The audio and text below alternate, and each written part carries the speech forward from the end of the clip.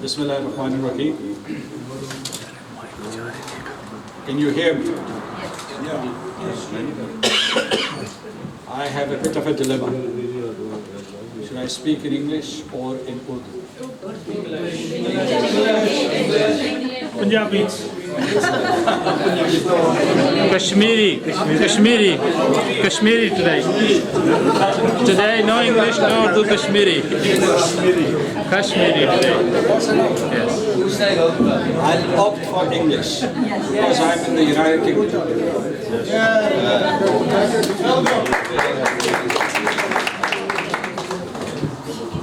Bismillahirrahmanirrahim. Bismillahirrahmanirrahim. I begin in the name of Allah, the most merciful, the most beneficent. It's a pleasure to talk to you.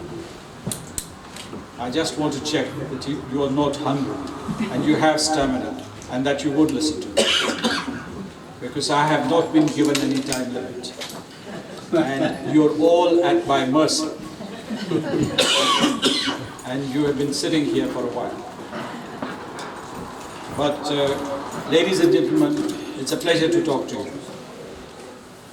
I first want to thank all those who have commended my efforts, traced my career in very over-generous terms. I hope I deserve all that commendation. I did not campaign for this office. I did not campaign for this office. I was nominated by the parliamentary party of Azad, Jamu and Kashmir. And that decision was endorsed by the government of Pakistan, led by Prime Minister.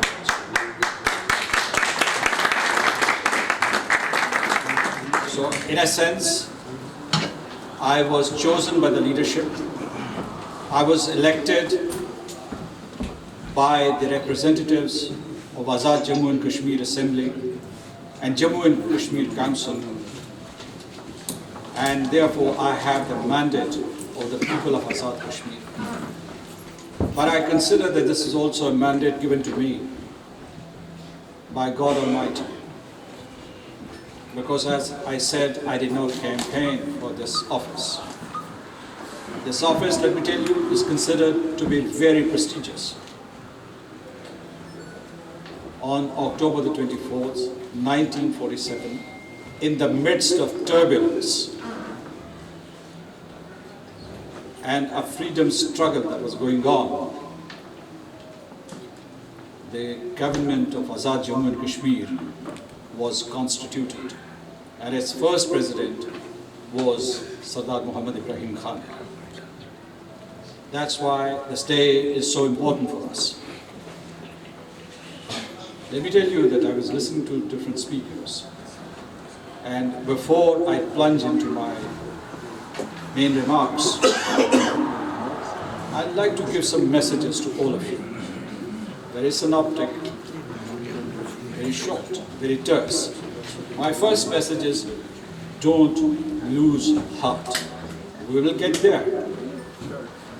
That's our destination, the realization of the right to self-determination of the people of Jammu and Kashmir. We will get there. No power on earth can stop. The second is find unity in diversity. You can't remove differences.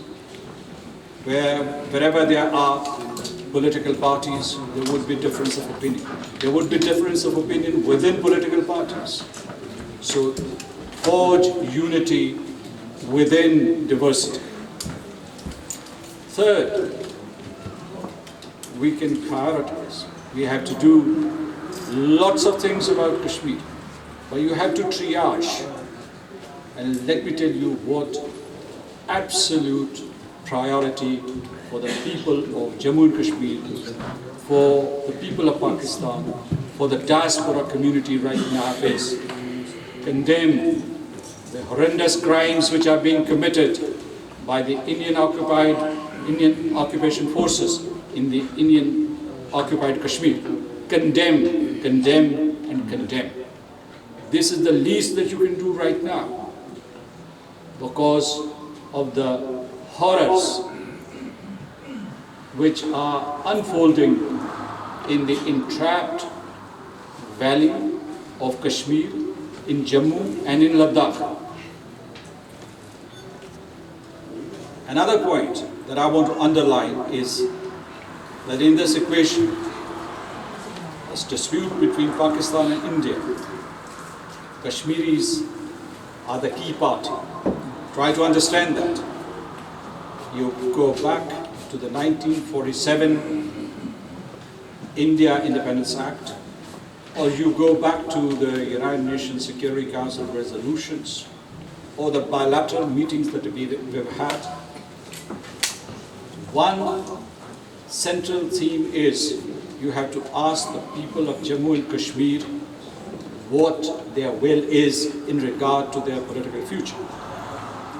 So they are the central, the pivotal party. My last short message to all of you is that words are stronger than munitions. Let me tell you, this is not my adage. I'm not the author of words that are stronger than munitions. It's a French philosopher who said it some centuries ago. But now let me acknowledge the presence of some of the speakers who preceded me, Raja Nijabat Sahab, and I compliment you on what you're doing here.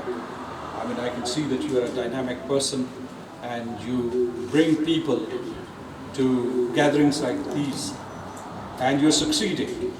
You are an influential person and you have a team which is dominated by women, and he's proud of it. Second, Afzal Khan Sahab is a very illustrious son of this part of the United Kingdom, and he's been ably representing all of you in the European Union and European Parliament. Sardar Abdul Rahman, he was introduced, he is my uncle, he used to be my mentor decades ago, and I visited his house today after I think 18 years. So I met some family. I have a family connection to this part of the United Kingdom.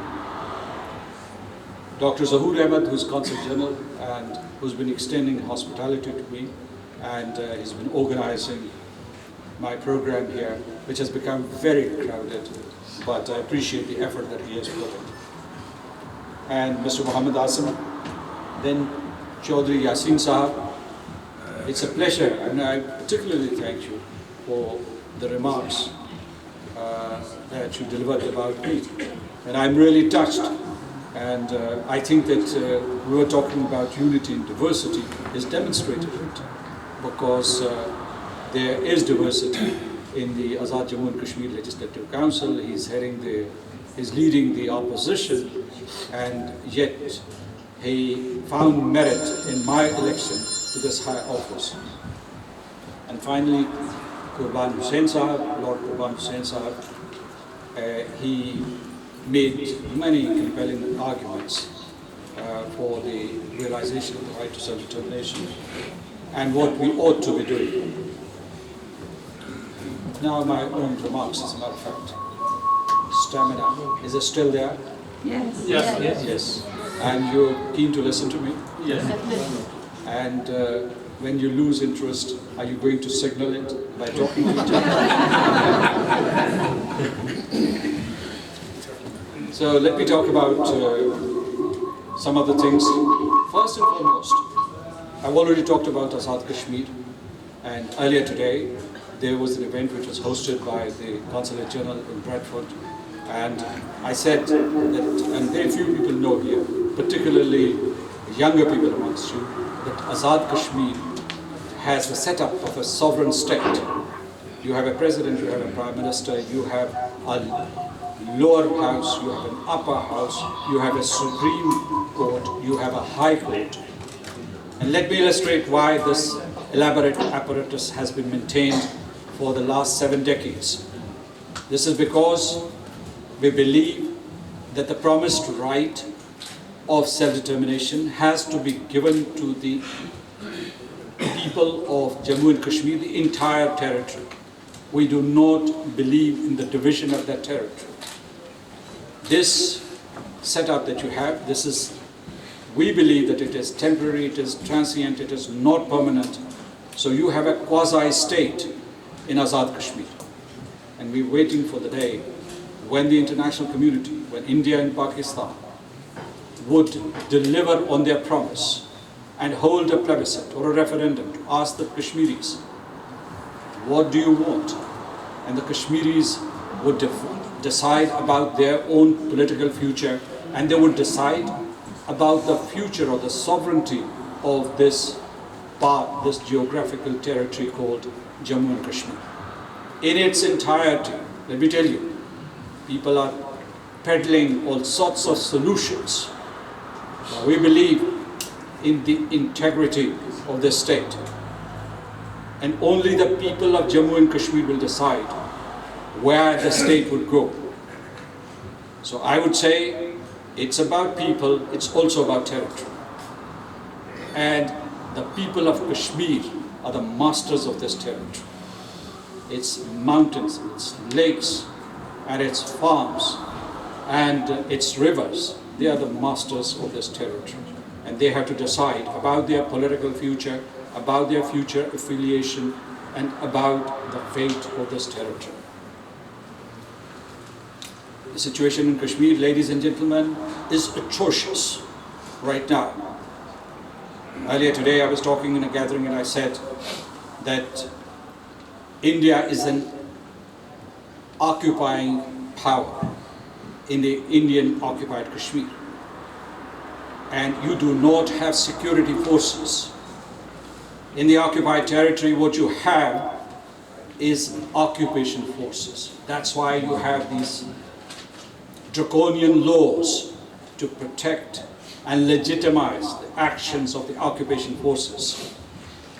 Whether it is Armed Forces Special Powers Act, or POTA, or TADA, or any other sets of laws, they are there to protect the armed forces and the occupation forces of India, and they give them the license of impunity. They commit all crimes against humanity and the crime of genocide with impunity because of these laws. And earlier today I was saying that in accordance with Geneva Conventions, even the occupation forces are bound by certain rules. 3 rules I always mention. One is distinction between combatants and non-combatants. And Indian occupying forces do not distinguish between civilians and armed resistance. Second, there has to be proportionality.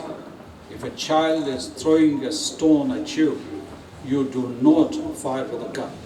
Obligation for the occupation forces. And the third is precaution.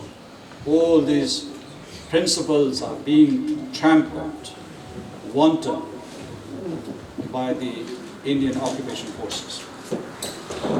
Let me tell you that here people have graphically depicted the plight of the Kashmiris. Kashmiris are right now in a big prison. The entire territory of Kashmir, Jammu and Kashmir, has been cordoned off. And within that prison, the Indian occupation forces are killing mercilessly. They have lost their writ in that territory. Let me tell you, they have absolutely lost their writ in that territory. And who has the writ? And who always had the writ? This is the people of Jammu and Kashmir. There was a curfew. There's a curfew which was imposed by the occupation forces. There's a curfew which has been imposed by the people of Jammu and Kashmir. They say, we do not accept your rule. We do not accept your curfew. They say we would starve and we would not open our businesses because it is now or never.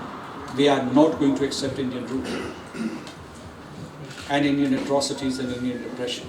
One of the speakers said that we have to pay tribute to the people of Jammu and Kashmir.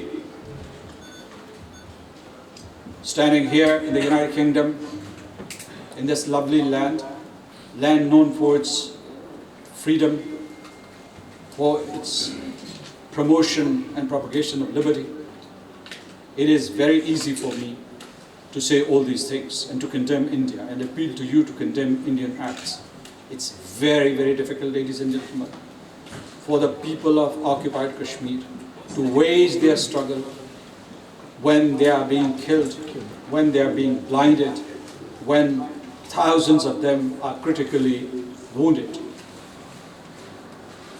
when their women are being dishonored, when there is no sanctity of their homes, when their sacred places are being desecrated. It's very difficult because when you say Azadi, freedom, when you say right to self-determination, the next thing that is almost certain is that you would be shot at and you would be dead. So I also pay a tribute to the people of Jammu and Kashmir who are giving these sacrifices. People think, some of the people say that our case about Jammu and Kashmir is archaic, it's anachronistic. No sir, no ma'am. It is still relevant. Everything is relevant. The inalienable right of the self-determination of the people of Jammu and Kashmir, as it was recognized in 1947 and 1948, it is as pristine today as it was 7 decades ago. Let me tell you. And that right is upheld by the United Nations Charter, by the UN Security Council resolutions, by several bilateral meetings that we've had with India on this question. That right does not become inoperative because it has not been exercised. That right is intact. That right has to be exercised. It is also jus cogens in the international law lingo that this is the supreme law and all other rights flow from it, they stem from it. Let me tell you that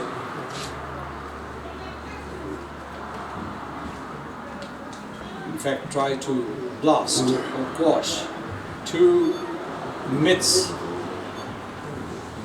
of Indian propaganda.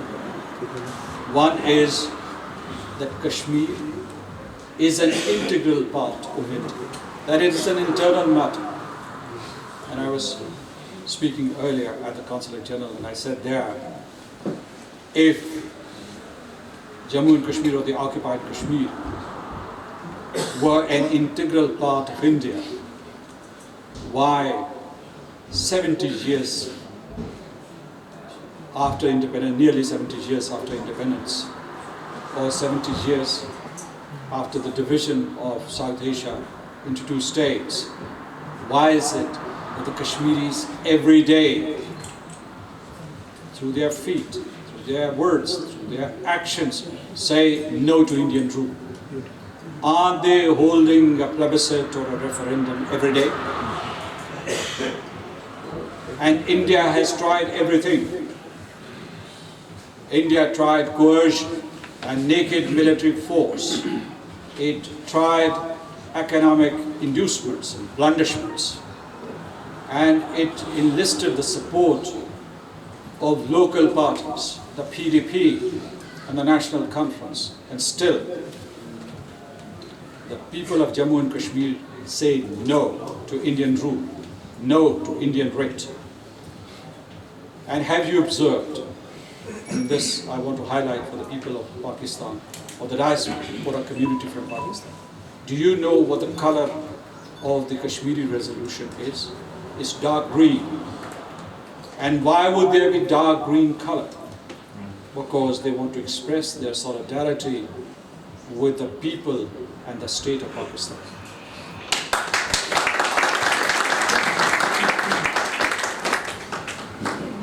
The second untruth, the second myth, the second falsity which India is projecting is that what's happening in Kashmir is terrorism.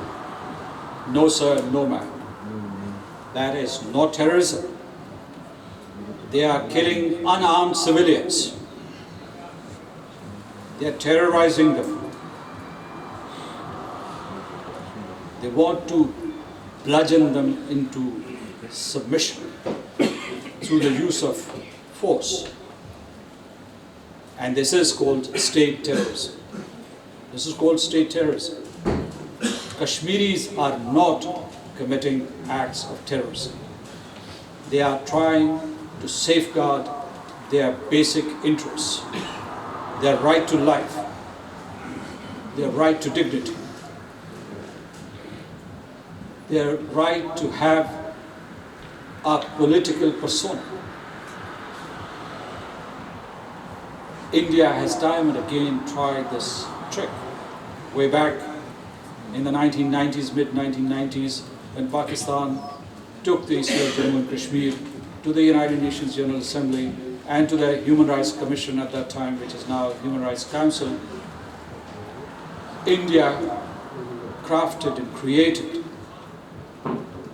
this abominable untruths that what is happening in Kashmir is terrorism and is backed by Pakistan. The people of Azad Kashmir and the people of Pakistan are backing the people of the Indian occupied Kashmir, but their weapon, their sword, is moral and political and diplomatic. We do not back terrorism. And I bring in that phrase once again, words are stronger than munitions.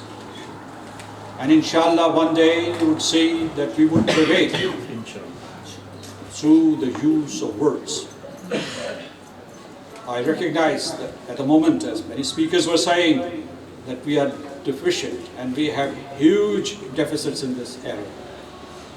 But by the grace of Allah, and because of the enormous talent that the people of Pakistan and Azad Kashmir have, and the members of the diaspora community have all around the world, in the United Kingdom, in Europe, in North America, in the Gulf states, we will succeed.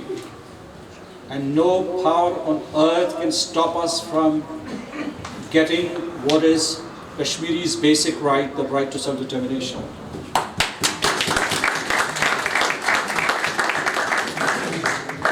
The international community, I'll talk about the United Kingdom a little later, but let me tell you the international community. I was, as somebody mentioned, I went to New York and Washington DC, and in New York I spoke to the United Nations leadership. And in Washington DC I talked to the diaspora community. And I spoke to a think tank there. And I talked to the 2 foreign policy teams associated with the Trump campaign and the Hillary Clinton campaign. And you know what I gathered? Somebody asked me, what is your biggest challenge in regard to Kashmir? And I said, our biggest challenge is that we are hitting our head in regard to Kashmir. We are hitting our head against a thick wall of apathy and expedience. And that it is our resolve that since we believe in you and we also share the value system that you espouse and advocate, we will continue to persevere in our efforts until we break down this wall of apathy and expediency, brick by brick. This is a mandate for us in Azad Kashmir, for us in Pakistan, and for the entire diaspora community. I think when it comes to the United Kingdom, Lord Qurban mentioned it earlier, Mr. Afzal Khan mentioned it. What is the minimum that the FCO can do right now? Or what is the minimum that the British Parliament, which somebody said is the mother of all parliaments and all parliamentary politics all around the world, the British Parliament has replicated in so many countries all around the world. What is it that they can do? We are not asking them to do something maximalist. The minimalist agenda or the minimalist action that they can take is to send a message to Delhi that they are dispatching a fact-finding mission. And as Lord Qurban was saying, that this fact-finding mission would go to the Indian occupied Kashmir and to Azad Kashmir without conditions. Without conditions. They would be there not to please the Indians or to Pakistanis, but to find the facts as they are, what is happening there. Because there is an iron curtain, to borrow a phrase from Winston Churchill, there is an iron curtain around the territory of the Indian occupied Kashmir today. I said, when you get tired, do give me a signal.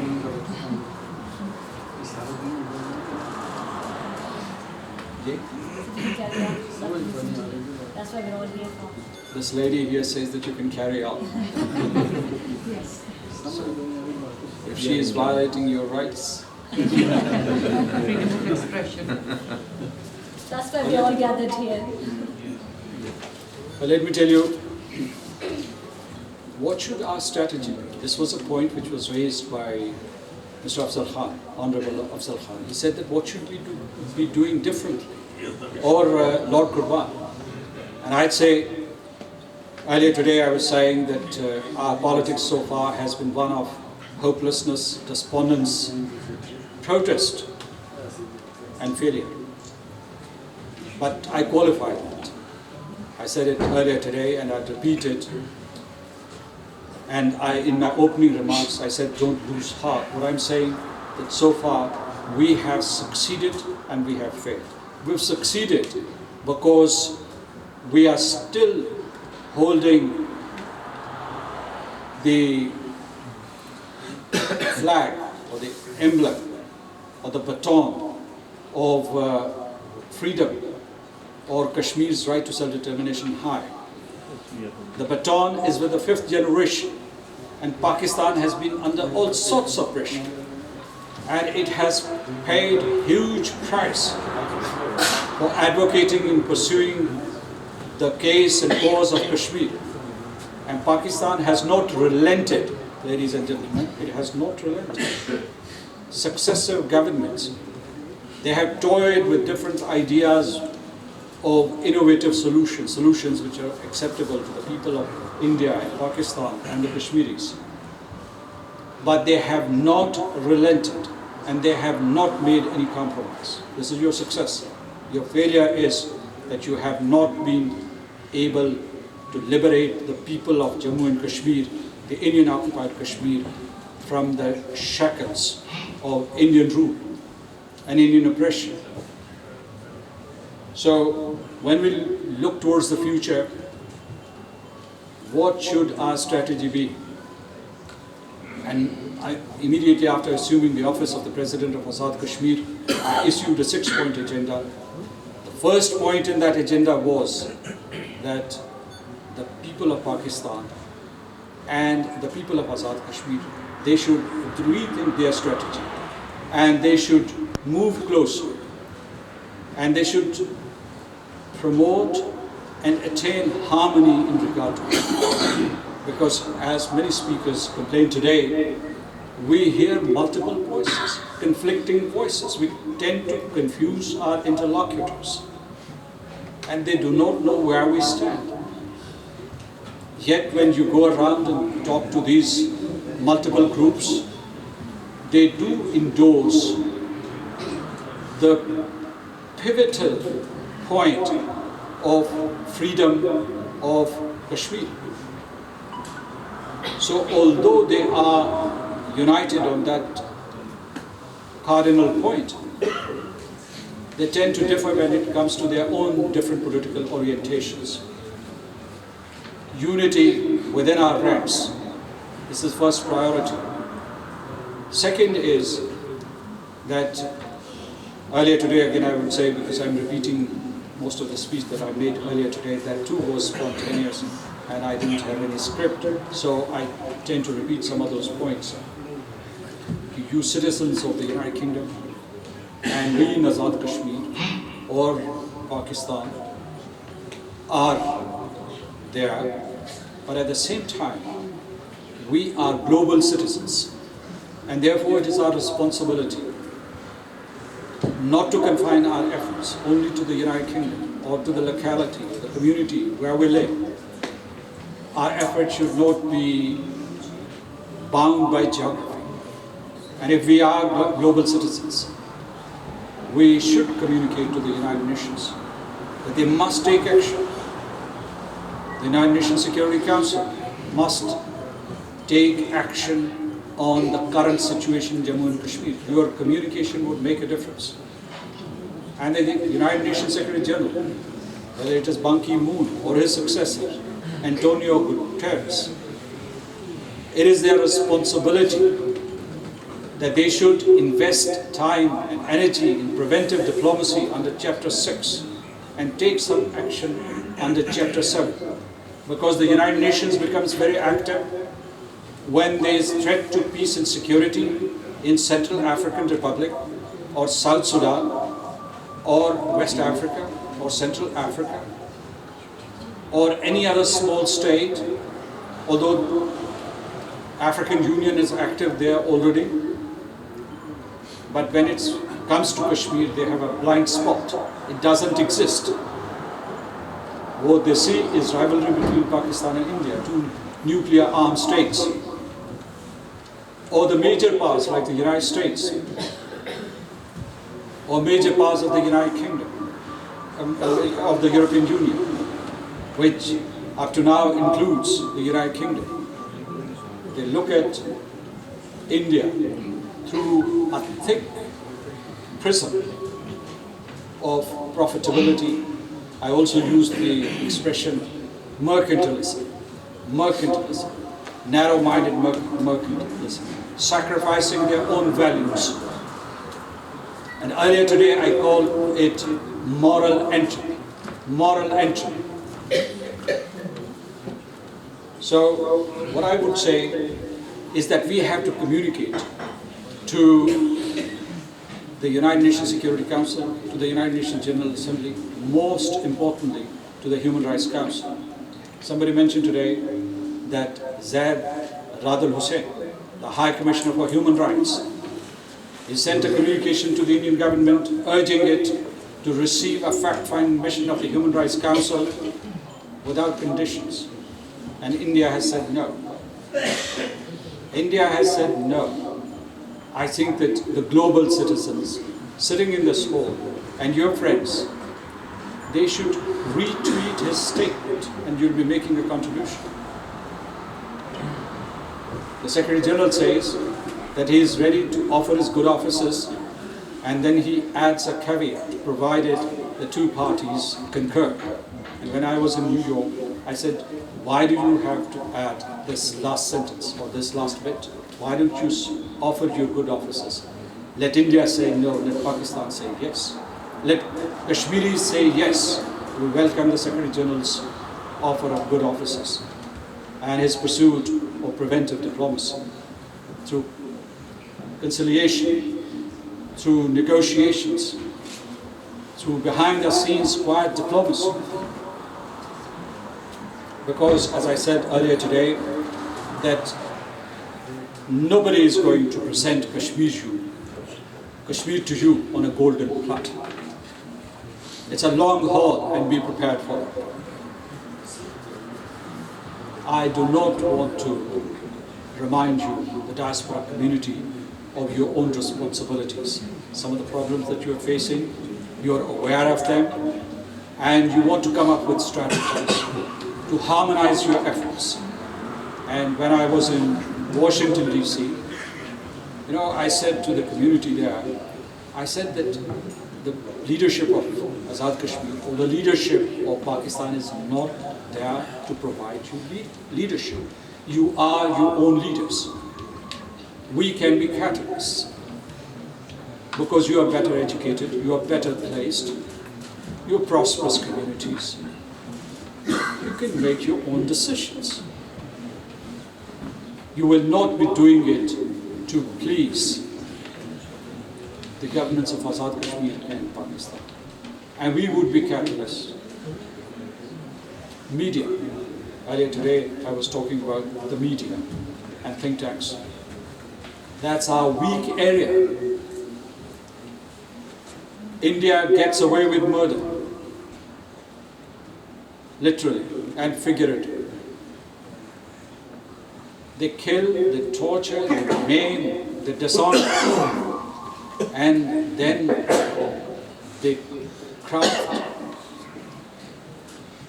a specious narrative and project to the world that what is happening in Kashmir is terrorism. And this story sells. That's the irony, that's the tragedy of our times. This breakdown of moral order. We still believe that the United Kingdom, the United States, and other enlightened nations do support human rights.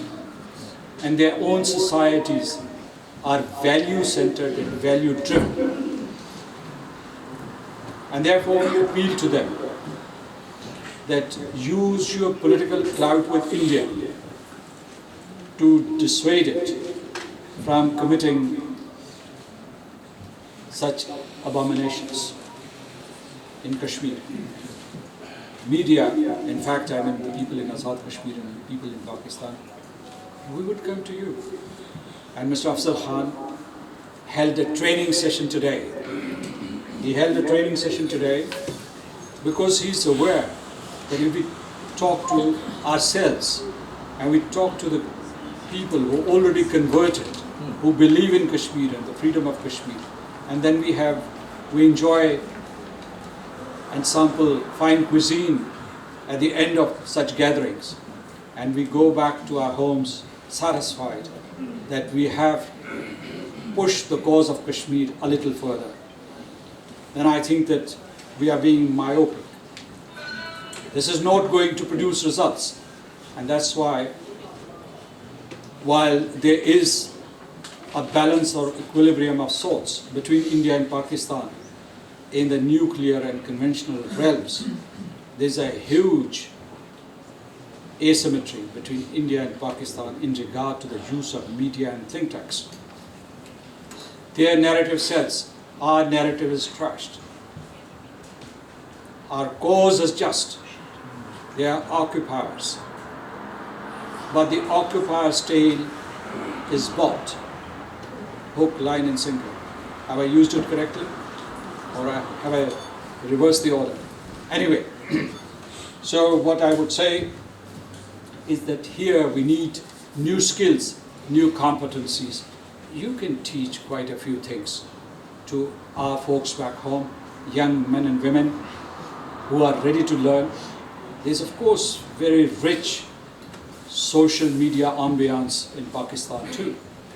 But mostly, as Mr. Afzal Khan was hinting, we use it, the social media, the entire repertoire, as our personal media.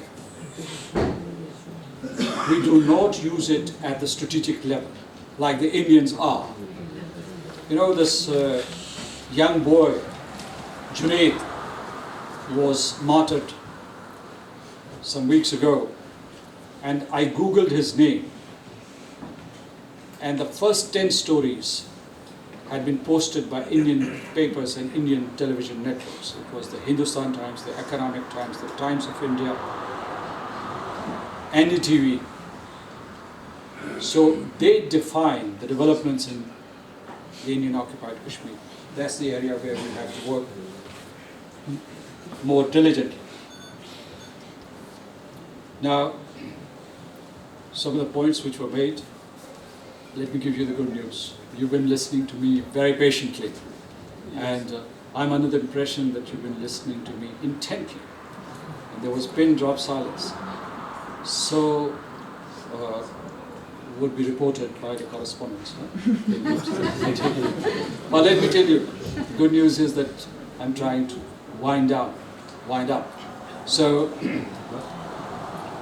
there were some very interesting questions which were raised by Samina Khan and then Sumaira Farah, and she's left.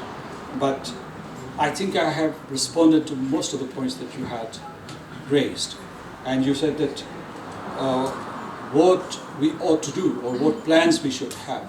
And I have identified the outline. And let me tell you that it's not going to be an event, it's a process. It's not a one-off event. And we do not have a magic wand. But we have to continue to make sincere efforts.